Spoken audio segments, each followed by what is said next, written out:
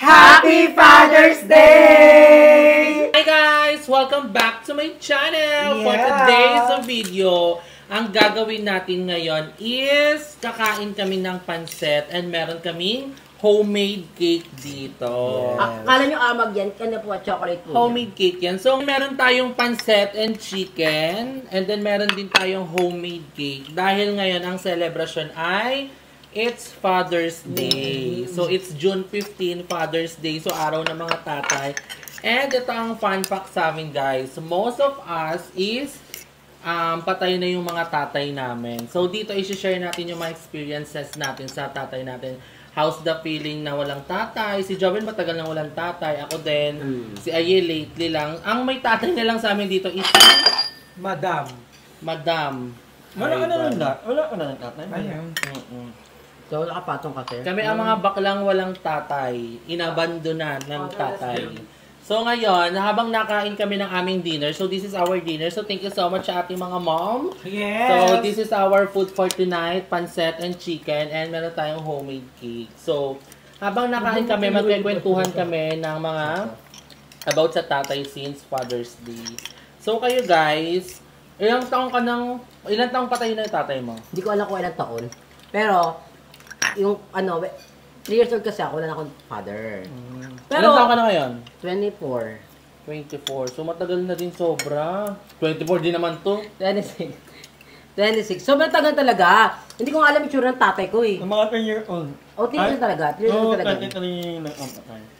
Hindi ko talaga nakita yung tsura ng tatay ko. Basta pag di na naman ako bakla na ako, at the same time wala na akong tatay, nanay na lang. Pero ganun pa man, happy naman ako. Parang, hindi naman ako yung parang happy dahil wala akong tatay. Happy naman ako kasi parang hindi naman nagkulang yung mama ko sa pag-ano, bilang nanay. Parang nagapat talaga ni mama yung pagiging isang magulang talaga. Kaya nga di ba pag-usapang family, especially sa mother, di ba naiiyak ako? Kasi grabe rin talaga yung kay mama, yung connection ko. Parang yung love ko kay mama, minsan nga parang naisip ko na, parang meron pagkakamali si mama. Parang wala, di ako nagagalit. Iba talaga no, pag mahal mo sa tao. Parang soft spot mo yung mama mo. Oo, kahit anong pagkakamali minsan ng mama ko, mama at mama ko, parang kakampi ako talaga. Yung ganon. Kasi feeling mo, nabigay niya lahat ng love na hinahanap mo sa isang magulang. Never ko na na parang, wala akong tatay, nangkot naman, naingit ako sa ibang tao. Like na may babihente. Hindi sa pinaramdam ni ma'am. Never sa pinaramdam ni ma'am na wala akong tatay. Yes, ganun. Ikaw naman, Darla, ilang taon ka nang walang tatay? 6 years. Just coming October. Pandemic siya namatay. 2019. Pre-pandemic. So, inatake siya. Saan? Inatake si Baba nun sa Manila. Anong inatake saan? Puso? Na-stroke, then tumumba. High blood yun. And then high blood. Then tumama yung ulo niya, nagkaroon siya ng internal hemorrhage. Actually, iconic yun. Kasi nung nasa hospital si Papa, siguro after the operation niya, siguro mga 3 days surviving, okay, nakakalaban. And then nung 4th day, pinipilit na akong pumunta. And then, I have this weird gut, na parang, alam mo yung mga hinahantay-hantay. So pumunta ako kasi pinipilit na ako ni ate, hatid na ako sa Manila. Ayoko talaga. And then, di nga ako nagkamali. Dumating ako doon ng mga 2 p.m. and then bumitaw si Papa ng 6 p.m. Tapos, it's very teleserye na inausap si Mama na ito po, i-revive natin siya kasi parang oxygen ko lang yung nagbibigay ng heartbeat, kineme. Tapos inadjika na siya. And then parang 3 lang yun, revive. Kasi pag sumobra, parang madudurog yung dito. Pinaka nagpataas ng balahibo ko, tsaka tumigil talaga yung mundo ko. Nung nagsabi na ng time of death, siya yung nilikinig. Kasi parang napapanood mo lang siya sa pelikula, di ba? Parang confirmation. Pero nung nandun ka na, hindi ka pala talaga makakapag-react agad. I'm not that close with my father, pero mahal na mahal ko yung tatay ko. Wala kami masyadong bonding. Pero I appreciate the times na naramdaman ko yung pagka-father figure niya sa akin. Tapos yun, parang tumigil yung mundo mo. Totoo siya na parang may slow motion, na parang hindi ka makakagalaw. Tapos ay nag-sterical na si Mama, yung lolo ko, tsaka yung lola ko nandun din. Si Mama kasi may sakit sa puso. So pinipigilan siya talaga umiyak na umiyak that time. Kasi nga baka sabay sila, kabog. Tapos ayun, tapos naloka na ako nun. Then umuwi na kami, kinabukasan, doon na rin binurol si Papa malapit sa may Santa Mesa. Ayun naman, recently lang din na nawala pa. Parang 3 years. 3 years. So 3 years pa lang. So, how's your experience without father for 3 years pa lang? Na fresh pa. Ako sobrang hirap. Sobrang hirap kasi, yun nga, katulad kay mama, hindi naman, parang maliit pa lang si mama. 'Di ba ganun? Hindi pa, wala pa kayo masyadong band, wala pa. Sa akin kasi, be, parang si Papa yung naging kakampi ko sa lahat. Actually. Siya talaga. Siya yung, pag kunyari, may mga gusto ko, tas ayaw nila mama, si Papa yung, siya talaga yung parang susuporta. Yung kaisa-isang susuporta. Tapos, basta lahat, si Papa lahat, lagi kong kakampi. Pag nababash ako, si Papa gagawa ng paraan na, parang alam mo yun, parang inano niya sa akin na huwag ka na mag-YouTube, mag-ano ka na lang, mag-aral ka na lang, para hindi ka na sasabihan ng masasamang salita. Pag Ganun. nababash O, ka. pag nababash ako. Or, nung nawala si Papa, hindi ko na talaga alam yung gagawin ko, no?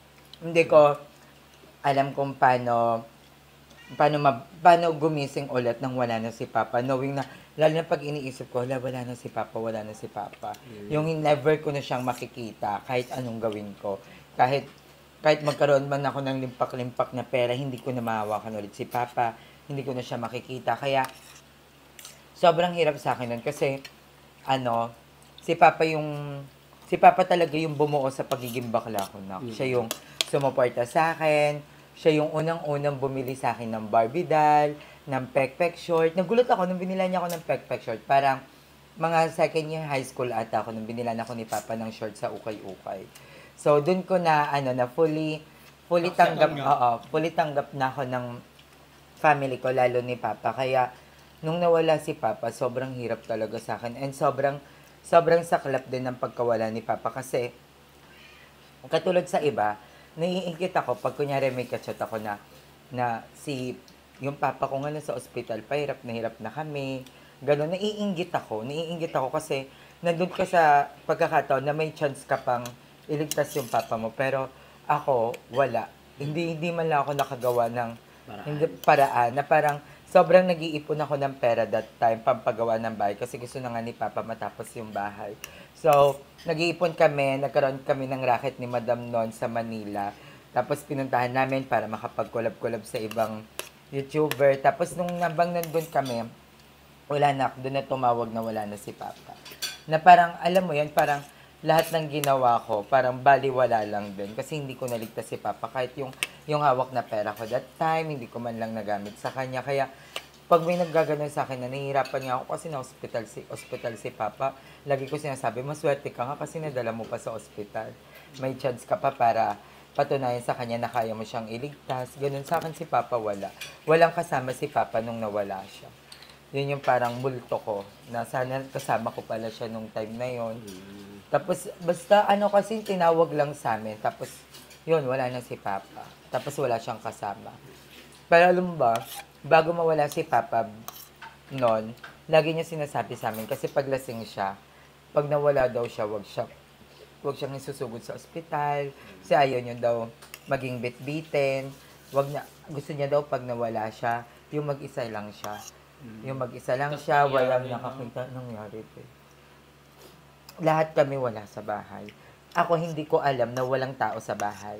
Yun pala, si Papa, pinauwi niya si Kuya Arnel, tsaka si Archie ng Paranaque para samahan si Mama magpa-check up. Kasi hindi man lang ako na-update na walang kasama si Papa. Tapos yung mga aso namin, nilagay niya doon sa pinapagawang bahay. Tapos yun, pag uwi niya doon, pagkadala niya sa mga aso, bumalik siya doon sa inuupahan namin, natulog siya, wala na, yun na daw. Hindi na daw lumabas. Parang kasi lahat naging well-planned sa gusto niyang mangyari. Nag-aantay daw yung tricycle sa labas, hindi lumabas si Papa. Tapos yun, wala na pala si Papa. Kaya yun, parang sobrang sakit na hindi kami nagkaroon kahit sino sa amin na chance na isugod si Papa sa ospital, ganun. Yun lang. Ikaw naman, Madam. Si Madam kasi ang buhay na lang natatay sa amin.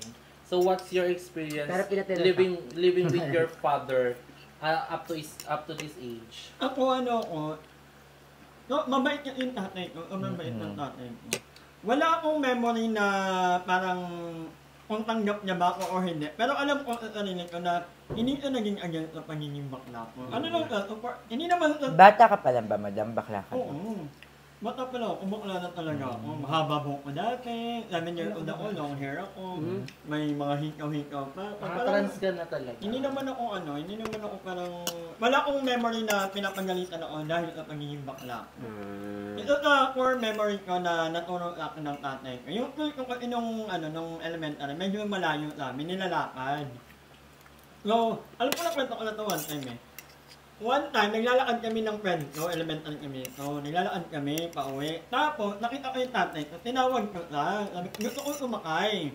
Gusto ko sumakay sa kanya pauwi. Sabi, hindi niya ko nitoan, namin lang ako karani, pagkawin ko, sinabi niya sa akin na, next time, pag ganun daw naman, kasama ako, huwag na akong mag-attempt na sumakay kasi kawawa yung friend ko kung iiwanan ko.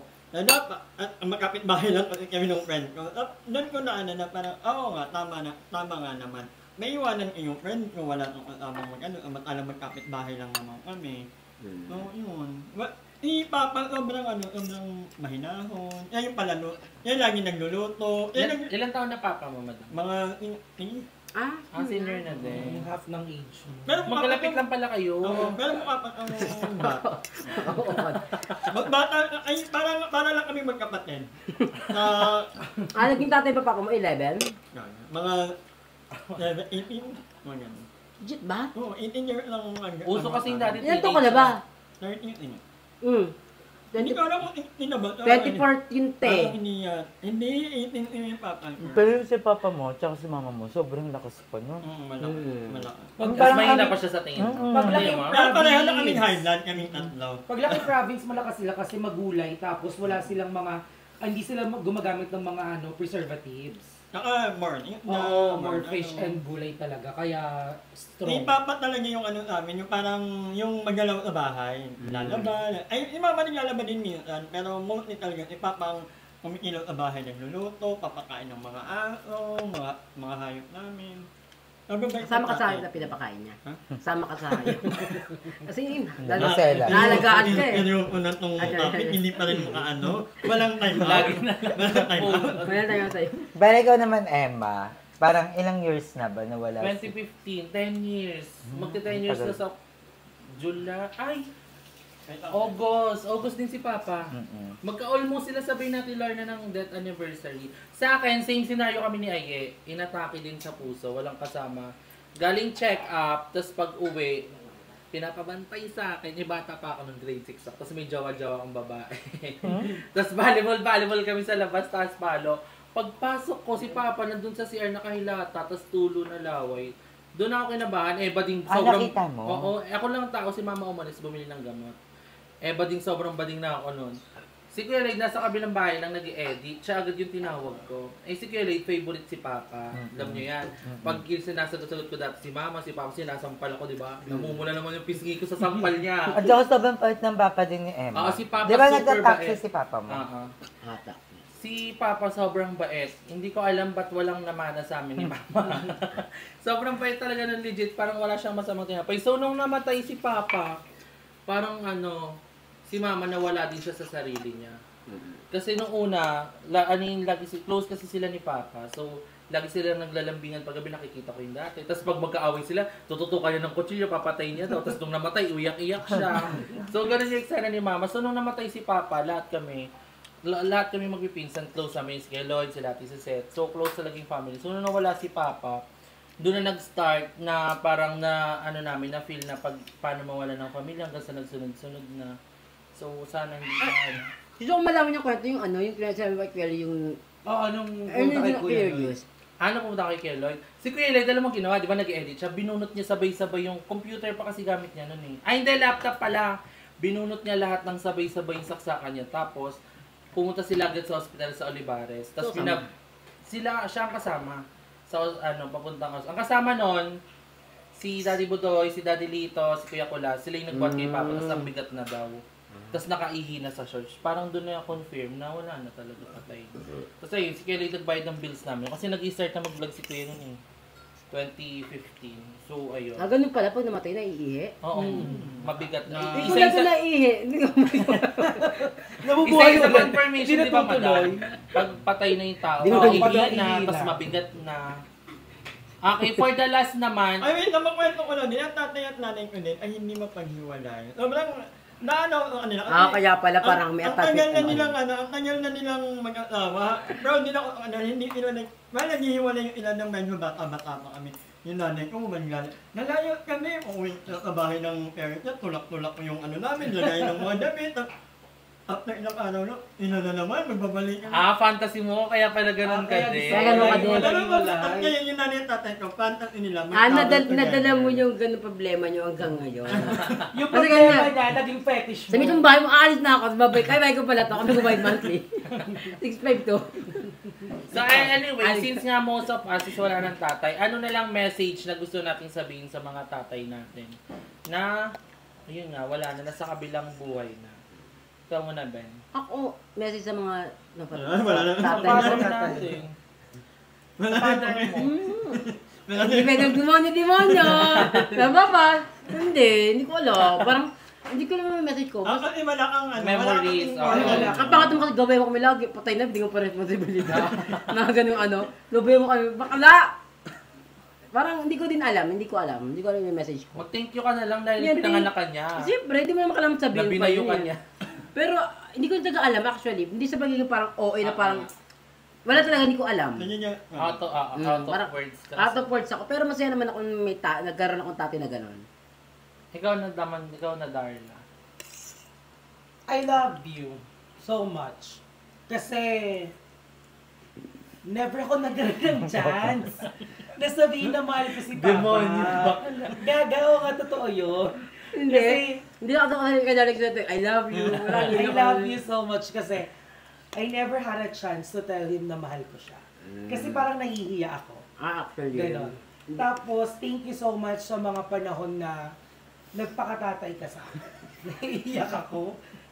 Parang ka si Jombe. Umuurong yung luha ko, tangina mo. Hindi talaga ako Ayun. mga drama naman. Na nagpakatatay ka sa akin, appreciate ko yun. Ayan, marami kaming memories din ni Papa. Si Bako naman, nung gaganda vlog ito, gusto ko nga mo yung umiyak sana. Iyak-iyakan na nga sana to. Maglagay ka ng salamin para di namin kita Kaya. yung mata mo. Hindi ko kaya nagdadrama si Darlie. Pa kay Darla. nag-ano siya ng sama Actually, yung mga lungkot na-vlog ko yun, umiyak din ako nung nagsabi na ako about kay Papa. Na-vlog mo? May vlog ako gano'n. Oo, may sa bahay yun. Nag-vlog ka? Oo, Nang in-upload mo? Oo. Meron, umiiyak ako na nung si Papa na pinag-usapan kasi nga hindi ko nga nasabi na mahal ko siya. Na kasi that time is nag-aafam-afam na ako noon, and then gusto ko pagsamahin si Mama si Papa doon sa bahay na inupa. So yun lang yung message mo sa akin. Mahal ko siya. Ikaw naman, Ye. Papa. Niyak. Ay, akala ko ikaw. Akala ko ikaw. Hindi ako, siguro unang-unang sasabihin ko kay Papa, sorry. Sorry kasi feel ko, na-fail ko sila. Feel ko, hindi ko... Ano? Hindi ba? Nakakaiyak. Tawa kasi nung tawa. Kasi naalala ko, nung nagbabike pa kami ni Papa, nung elementary ako. Ang dami ko, pag umaanaranda kayo na. Umayos kayo pang thumbnail ko. Tumakbo. ang dami kong pangarap, ang dami namin pangarap na pinagkikwentuhan ni Papa na pag lumaki na daw kami, gusto niya may maganda kaming trabaho, kaya dapat daw paglaki namin hindi na siya nakabay, ganon. Tapos, parang yung bahay na nga lang sa... yung bahay na lang sana yung kaya kong ibigay sa kanya. Hindi ko pa nabigay. Kaya minsan nahihirapan ako din tapos tirahan yung bahay kasi nalulungkot ako. Kasi pinangarap ko yun para kay Mama at kay Papa pero hindi ko siya natapos. Parang yun na nga lang yung na mabibigay ko. Di ko naman sila napasyal. Hindi ko sila nalibot sa gusto nilang mga lugar. Kaya nalulungkot ako. Gusto ko mag-sorry kasi yun, ang dami kong pangarap ni Papa na hindi ko nabigay. And siguro dahil sobrang bagal ko din. Ganon. And syempre, thank you. Thank you kasi kahit sobrang fail na ako, isa siya sa mga nagtiwala sa akin. Isa siya yun sa naniniwala pa rin na kaya ko. Yun. I love you, Papa. And I miss you. So So, emotional ang ating impacta. Kasi nga fresh pa lang nakakawala ng mother and father niya. Yeah. 1 year and 3 years ago pa lang. Parang gago si Joven. Tumatawa. Nai-impact na ako sa ilong mo. Gusto Basta ko alam mo, sa dati. hindi ako tumawa ng malakas. Habang umiyak si Aye, alam mo kung bakit? Sabi ni Aye, sabi niya sa gilid, nakapost siya pang thumbnail. Hindi! Nagagago. Sabi niya, sabi niya, Kaya ako bigla alam mo na kung natatawa. Sabi niya, wait na magandang pagtabi. Tapos nakita ko sa camera, pag gano'n na lahat, lettering na lang dito sa taas. Para di mahirap. Napansin niya pala nga gano'n. Nagawa niya kami, oh. Saka, alam mo kaya natawa ko, nangyari gusto mong mangyari. Umiyak siya eh. Para maganda vlog mo. So, dito na mag-e-end. Okay, Leo. Charis lang. Impact na yun. Nangyari lang gusto mong sabi niya mangyari. talaga, seryoso. Di ba nakatisa si sabi niya? Gumano siya, sabi niya. Ayaw, Martin. Di ba yung umiyak na sabi niya, wait lang, okay tumawa, pang thumbnail ko. Pagtingin ko sa camera, ang ganda na ng placement. Ang ganda ng placement. Nandito na si GM. Yung text na lang talaga sa taas. Ano ko yung screenshot to si mama nakagilid ako ganyan. Ay, naganon ako. Sabi mo, pera Mission na. accomplished sa bakla. Wala ka lang Para sa puso. mga viewers yun. Tumingin siya sa camera, sina-ice yung post. Tumabot siya. Sabi niya, pag ganito ba o pag ganito? Ay, puro ko dito ko. Di ba ko, Lord? Hindi ko lang siya payat tingnan. Laro siya kayo. Ikaw mag-message siya sa tatay Gusto mo. ko lang mag-thank you kay Papa kasi kahit na mahirap ang buhay, nakapagpatapos na ng 4 na anak, ng college. So, 2 na lang. Malapit na yung isa. And thank you din kasi kahit na sobrang pataway ako, kahit na parang walang direksyon ng buhay ko, parang hindi naman nila ako hindi ako inuumbatan ng tatay ko. Kahit na feeling ko failure din ako, parang love pa rin naman ako ni Mama at ni Papa. Edi congrats. Ito naman. Madam, sinisipan mo daw to? Oo, Hindi. kaya kagat-kagat Si niya. Joby parang aso kung ano pinupulo. Hindi man. Gusto Kasi ko niya niya niya crunchy. kagat-kagat. Ginanin ko na. Oh. Ay, ito Kaya na, nabigyan mo Emma. lang Anong message mo naman sa papa? Message ko kay Dad. Taragan. Ay, namimiss ko si Papa actually. I miss you. Kasi magka-birthday kami ni Papa. Ay, totoo ba? Oo, para sabay kami ng birthday. Magkasabay o magkasunod? Magkasabay. Ah, October same day? 21 mismo. Ah. Kaya, ayun, every time na magbe-birthday kami, laging pinagsasabay. Kahit wala na si Papa. So, dati ganun yung ginagawa namin tuwing may celebration sabay. So, gusto ko lang sabihin kay Papa Isa na bumalik ka na. Charing lang. Bumalik nga. Hindi, thank Gulat you. ko mamaya. Thank you for making my childhood memorable. Kasi memorable yung childhood ko kasi si Papa yung, pag si Mama ayaw, si Papa yung oo. Ganun yung namin sa parenting. So, si Mama yung masungit, si Papa yung lagi kong ganyan. So, si Papa laging support sa akin. And hindi ko din na-feel kay Papa na ayaw niya ng bakla. Na bakla ko, ayaw niya ng ganyan. So, si Papa sobrang bait talaga. So, I miss you, Papa, and thank you for everything. Lahat ng sinacrifice yung bahay namin sa kaingin. Sila nag-sacrifice na ni Mama. So, ngayon, wala man si Papa, kay Mama ko nalang ibibigay yung mga hindi ko naparanas sa kanya. Wait lang, may papil akong message kay Papa. Gusto ko lang mag-thank you din pala. Thank you kasi hindi ko naging kamukha si Papa. Parang mas naging kamukha ko si Mama. Kasi nakita ko kayo, yung mga friends ko, kamukha niyo Papa niyo. Kamukha ko si Mama ang gagawin. Ako di ba na may pahabol? Thank you. Papa, pinagtitipan ka ni Maya. Nakita ko yung sinamukha ni Emma. Kaya ganyan si Papa. Ano kaya yung kwento ng Papa ni Mami? Kaya ako, sabi ko talaga, thank you, Papa. Ganda mo ba? Ikaw ka na din maganda. Ganda feminine. Hoy, pero ang kwento nila Ate Nini, mas ikaw daw pinakakamukha ni Papa Ako mo. ako tatay ko. Kaya nagbabago ko ng mukha eh. Pero hindi ko ako tatay ko talaga. So, ayun guys, ang ating Father's Day special. And syempre, sa Happy mga Father's wala Day. din tatay, pero sa mga nanay na tumayong tatay, ayun, Happy Father's Day din sa inyong lahat. And sa mga lahat. And sa mga gay natin na nagagawa tayong tatay, Mother Ita, hello, Mother Ita. Kay Queen Elsie. Yan, Yes. Happy Father's Day. Happy Father's Day kasi parang siya yung nanay, tatay, Ah. ate, kuya sa atin, di ba? Happy Father's Day! So, thank you so much sa mga impacta, sister ko, and kay Jobin sa pagluluto ng ating food Yes, and sa pagtulong ni Darla. Happy Father's Day, Mama. So, dito ko na i-end yung vlog. Thank you so much, guys, for watching my video. Kung na-enjoy nyo, kalimutan mag-like at share sa video na to. And mag-subscribe na kayo sa aming lahat. Sa aming 1, 2, 3, 4, 5. And everyday, almost everyday upload kami. So, panoorin nyo na. Hanggang sa muli! Paalam! Mwah.